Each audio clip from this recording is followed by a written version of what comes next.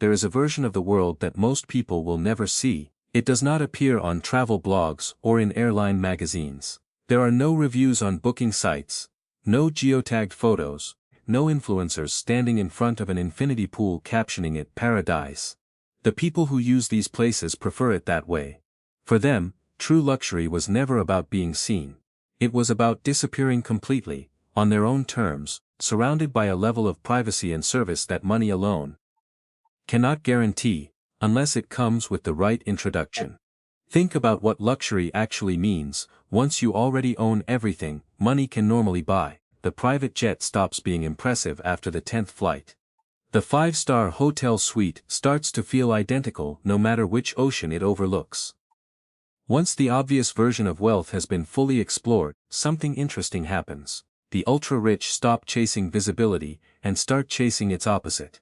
They start paying enormous sums not to be found, not to be recognized, not to have their name whispered by a stranger at the next table. That single shift in priority is what built every location on this list. This is a tour through 15 of those places.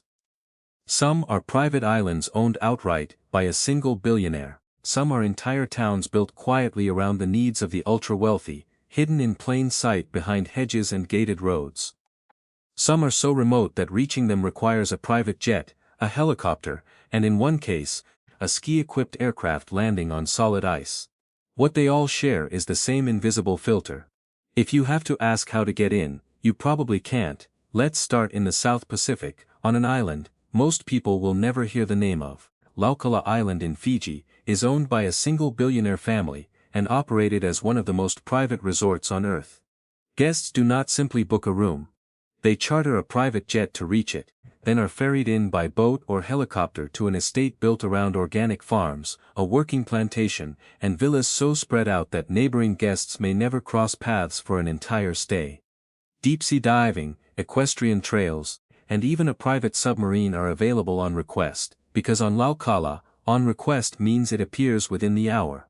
The island grows much of its own food, raises its own livestock, and employs more staff than there are guests at any given time, which means the entire operation exists to serve a handful of people who could, if they wanted, never see another human face for the length of their stay. Not far away, in the Bahamian Examas, sits Musha Cay, a private archipelago of 11 islands purchased by illusionist David Copperfield in 2006. When he isn't using it himself, it quietly hosts guests like Bill Gates and Oprah Winfrey. Spread across 700 acres with more than 40 private beaches, Musha Cay caps its guest list at 24 people across the entire estate. There is no other resort like it. An entire private world rented out whole, never shared, never subdivided. Renting it doesn't mean booking a room in a hotel that happens to sit on an island. It means, for the length of the stay, the islands belong to you and no one else, down to the last stretch of sand. Necker Island, in the British Virgin Islands, belongs to Richard Branson, and it operates on the same principle, the whole island or nothing. 74 acres of coral reef, white sand, and total seclusion, can be rented in full, which means no strangers wandering the beach, no other families at breakfast, nothing but the ocean and the people you brought with you. Branson himself still uses the island regularly, which means guests renting it aren't just buying scenery. They're stepping into a home that its owner treats as exactly that, staffed year-round whether or not anyone is currently there to enjoy it. In the Seychelles, North Island takes exclusivity even further. Reachable only by helicopter, the island holds just 11 villas, each with its own private beach, and a dedicated butler, trained to anticipate requests before they're spoken aloud. It has quietly become a favorite among royal families, precisely because its remoteness makes it almost impossible for anyone with a camera to get close. Every villa is built far enough from the next, that guests can go an entire week without hearing another voice that isn't their own staff, which for some visitors is the entire reason they book it. The Philippines hides its own version of this world on Amanpulo, an island resort accessible only by a private Aman-operated aircraft. There is no public ferry, no commercial dock, no way to simply show up. Guests fly in, and the island's coral reefs and private villas do the rest.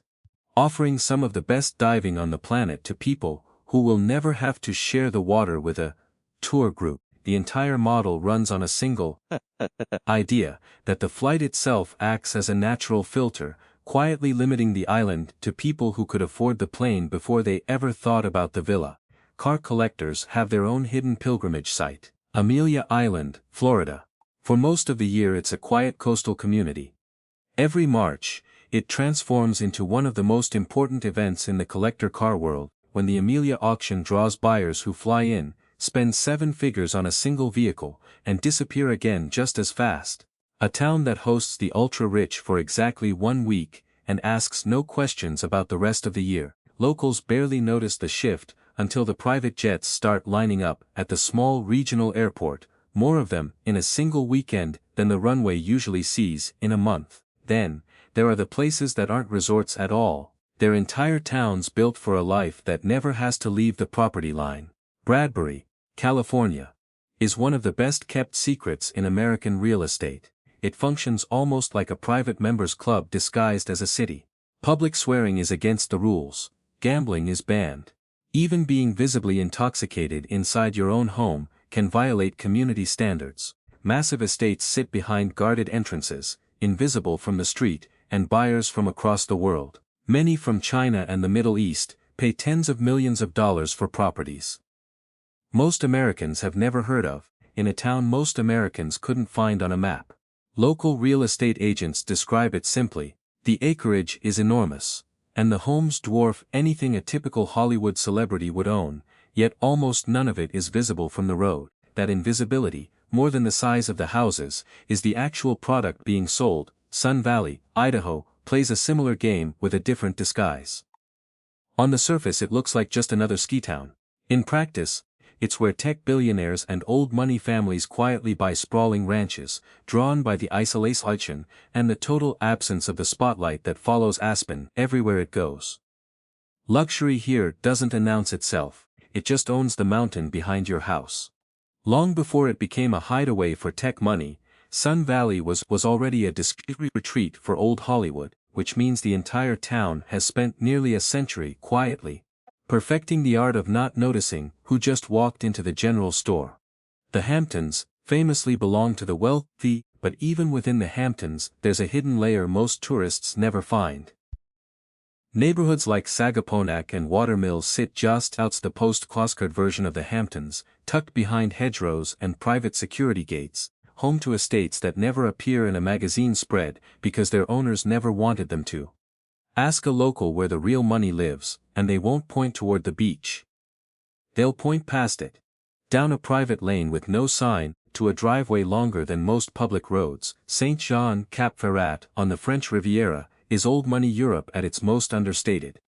While Monaco draws the cameras, Cap-Ferrat draws the people who'd rather not be photographed at all.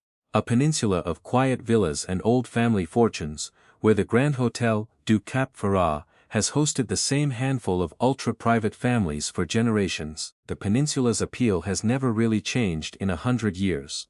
It offers the same sunshine and coastline as its flashier neighbors, minus the crowds who go looking for them. Not far along the same coastline, Marina di Portofino in Italy protects its exclusivity almost by accident of geography. The town has exactly one road in and one road out, and its parking is not built for cars at all, it's built for luxury yachts. Steven Spielberg, Rihanna, and billionaires like Andrei Melnichenko have all made this quiet fishing village a second home, precisely because there's only one way in, which makes it easy to control who gets close. A 5-bedroom property here can sell for close to $30 million, and buyers rarely blink at the number, because what they're really paying for is the single road behind them, for the ultra-wealthy who shop the way most people browse. But for things like superyachts, there's Aalsmeer, a small Dutch town better known publicly for its flower auctions. Quietly, it's also home to De Vries Scheepsbouw, one of the elite shipyards behind Fedship, where billionaires commission floating palaces complete with helipads, underwater lounges, and climate-controlled wine cellars. Built to order like a custom home that happens to float, most of the town's neighbors have no idea that the unassuming warehouses down the canal are quietly building some of the largest private vessels on the planet. Then the destinations start to get genuinely extreme. The ones that require more than money. They require access to aircraft most people will never fly on. High in the Swiss Alps are mountain lodges carved directly into the hillsides, invisible from the valley roads below. These aren't rental cabins, they come with private chefs, indoor spas, and, in the most secure builds, escape tunnels designed for total privacy and protection. Tech titans and royal families use them as a place to vanish behind nature's own walls, somewhere no drone or long lens can follow. Many of these lodges are built to look, from the outside, like nothing more than a snow-covered hillside. The architecture itself designed to be missed entirely by anyone not already told exactly where to look. Farther north, scattered across the Arctic Circle, private eco-domes offer a different kind of disappearance, untouched wilderness, total silence, and a view of the aurora that no city light will ever wash out. Guests trade every modern convenience for the one luxury that has become nearly impossible to buy anywhere else on Earth: absolute isolation. There is no room service, no spa menu, no curated activity list. Just glass ceilings over an empty sky, and the rare, strange comfort of knowing that for hundreds of miles, nothing man-made is watching back. And finally, the most extreme address on this entire list: a camp that exists nowhere near a coastline, a city, or even a permanent population. White Desert operates a series of high-comfort camps deep in Antarctica's Queen Maud Land, reachable only by private charter flight landing on a blue ice runway. Guests sleep in heated pods, surrounded by nothing but ice for hundreds of miles in every direction, a version of luxury so remote that reaching it is, itself, the entire point. There is no cell signal to check, no news cycle to follow, no possibility of a stranger recognizing you, because there simply is no one else out there to do the recognizing. For a certain kind of billionaire, that silence is worth more than any 5-star rating could ever measure. What ties all 15 of these places together isn't the price tag, even though every one of them costs more per night than most people earn in a year. It's the fact that none of them were ever built to be found. They exist for people who have already tried every 5-star hotel on the public list and discovered that real luxury was never about thread counts or infinity pools. It was about disappearing so completely that the rest of the world simply stops looking. There's a pattern hiding underneath all 15 locations, once you step back far enough to see it. Every single one solves the same problem in a different climate. The problem of being wealthy enough that your presence changes a room the moment you walk into it. An island with 11 villas solves it with distance. A gated town with a one-road-in policy solves it with geography. An ice camp in Antarctica solves it with sheer physical impossibility. Different tools, same goal. A place where nobody's watching, because getting there in the first place already filtered out everyone who might. For the ultra-rich, the ultimate flex was never a yacht in the marina, where everyone can see it. It's the address nobody else even knows to search for.